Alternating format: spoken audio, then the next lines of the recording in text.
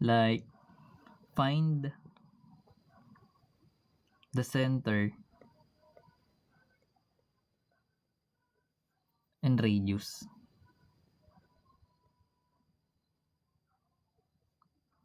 of the circle. Ito madali lang eh. Kasi na-topic ko na to kanina. Ay, nung nakaraan pa pala. Tagal na yun eh. Dito si Idol oh. Pogi. Ayan na. Isa lang. Thank you ya. Dapat tatlo. Ay. Demanding. So, meron tayong given na x plus 5 squared plus y minus 2 squared equals 49. Uy, tama na. End live na ako. Bahala ka dyan. Thank you. Ang dami.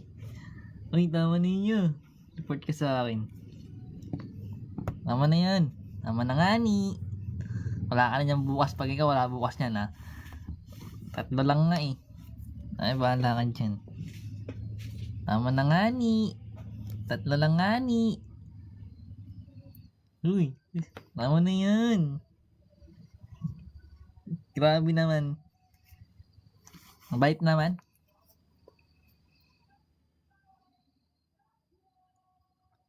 Hey, thank you. Thank you ya.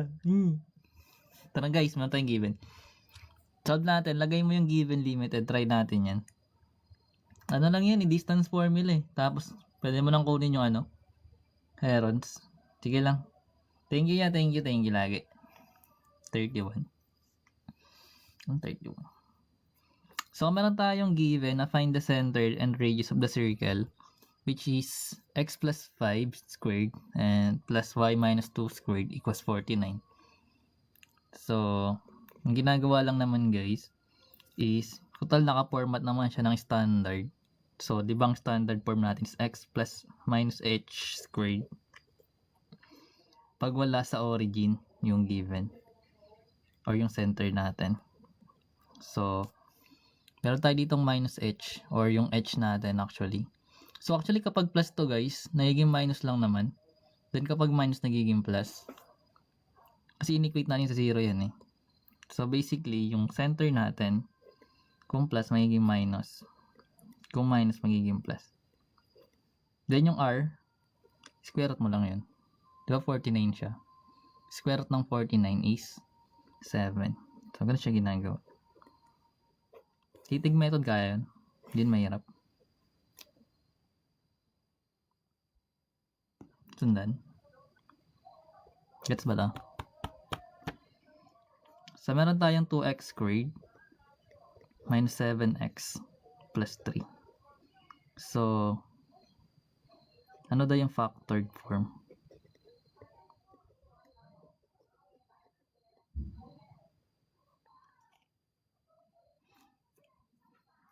Titig method, kaya ba yan? Meron tayong given na 2x squared minus 7x plus 3. Ginagamitan natin ito ng ng AC method. Kapag more than 1 yung coefficient ng x squared, then try natin kung factorable. So, bali kakopy lang natin yung x squared minus 7x, then yung 2 multiply natin sa 3. So, that is 6. So, ngayon pwede mo na siya i-factor ang ginagawa natin na normal. So, kunin mo lang yung last term. Then, it's either dalawang positive or dalawang negative. Kasi positive yung sign. Then, kapag meron tayong dalawang negative or dalawang positive na minumultiply, magiging positive yung sign nun. Pero i-consider lagi natin guys kung ano yung gagamitin nating sign. Depende sa kung ano yung middle term natin. So, in this case, meron tayong negative 7. So, hindi natin pwede yung gamitin dalawang positive. Kasi pag in-add natin yung dalawang positive, magiging positive yung sign. Kasi in-add natin yung factors, di ba? So, in this case, magkakaroon tayo ng negative 6 tsaka negative 1. Na kapag in-add natin yun, magiging negative 7. Which is tama na siya dito. So, magkakaroon tayo ng factor na x minus 6 tsaka x minus 1. Pero hindi pa ito yung tamang sagot. Kasi ito guys, factor lang to netong ginawa natin ng easy method. Hindi ng original. So, pabalik tayo dito sa original.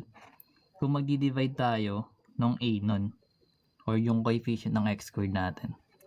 So, simplify na lang. So, yung x minus 6 over 2, magiging x minus 3. At kapag hindi siya pwedeng masimplify, katulad na ito, minumove lang natin to sa harapan ng x. So, which means, magkakaroon tayo ng 2x minus 1. So, ito yung factored form ng given natin.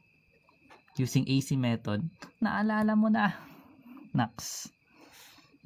So, checking daw. So, para ma-check, checking, okay na. Ay, di pa pala. Sa pag-checking guys, simplify lang natin. Expand pala. So, meron tayong x minus 3, tsaka 2x minus 1. So, pile method lang. So, magkakaroon tayo ng x times 2x, which is 2x squared. Then, x times negative 1 is negative x. And negative 3 times 2x is negative 6x. Then, negative 3 times negative 1 is positive 3.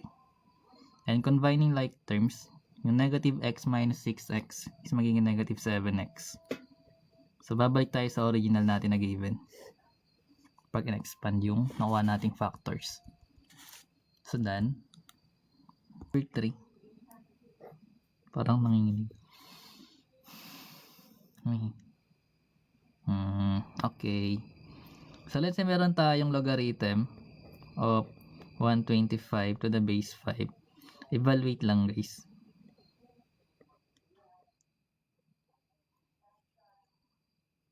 Ito guys, kapag evaluate, ang ginagawa lang, pwede mo siya i-equate sa x.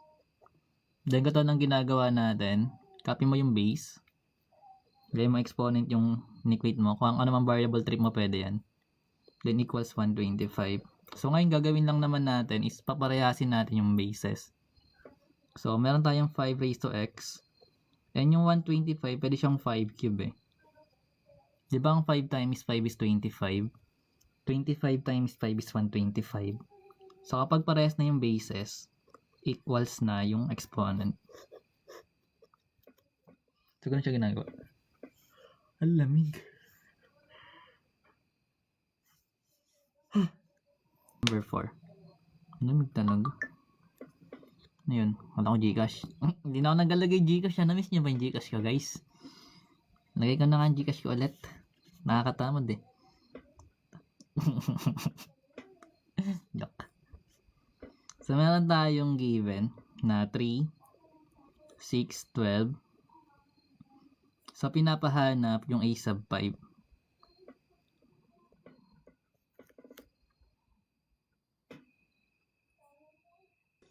So, meron tayong 3, 6, 12 guys.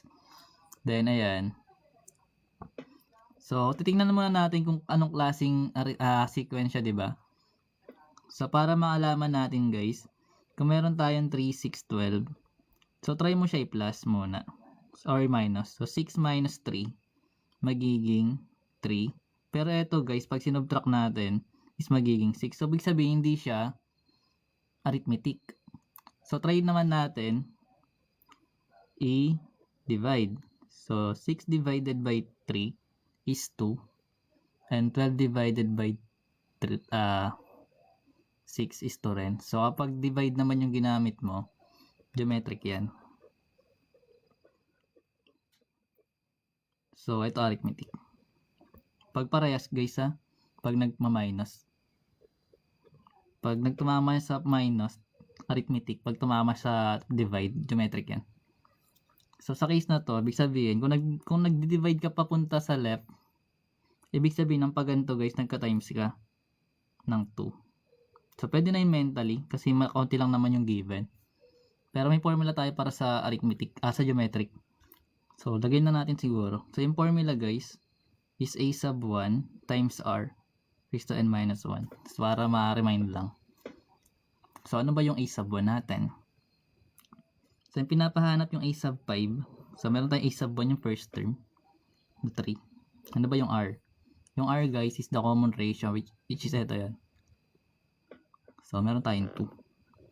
Then, yung n natin is 5 minus 1. So, ang simplify na natin. 5 minus 1 is 4. So, di ba sa PEMDAS, inuuna natin yung exponent. So, 2 raised to 4 is 16. And 3 times 16 is 48. Which means, yung a sub 5 natin is 48. That's correct. Pero mentally kaya yung guys, kasi nagka-times 2 lang naman. Kanina hindi naman lamig. So, number 5, let's say meron tayong f of x equals 3x minus 4. So, pinapahanap naman is yung inverse function nito. Ang sagot is, so, meron tayong given f of x equals 3x minus 4. Pinapahanap lang inverse function. So, may knowledge ka about inverse function. Kung wala, lagyan natin. So, ginagawa lang naman guys, is in-equate lang yung f of x natin muna sa y. Then, interchange lang yung x and y. Then, solve for y. So, lipat lang yung constant. So, may x plus 4 equals 3y. Then, divide na by 3. So, yung y natin, or yung f inverse of x is equal sa x plus 4 over 3. That's correct.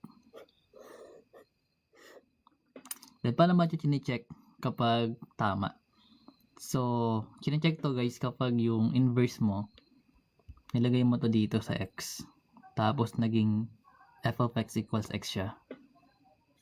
Naintindihan nyo? Parang gandang. Diba meron kang f of x equals 3x minus 4. So, para ma-check mo guys na inverse siya, dapat yung magiging sagot mo is ganyan. Like, yung 3, pa-plug mo tong nakuha mo sa x nun. Then, syempre, itong 3 natin makakancel yun. Then, matitira is x plus 4 minus 4. Wherein, yung 4 minus 4 makakancel din. So, magkakaroon tayo ng f of x equals x. So, ganun siya ginagawa pag kine-check.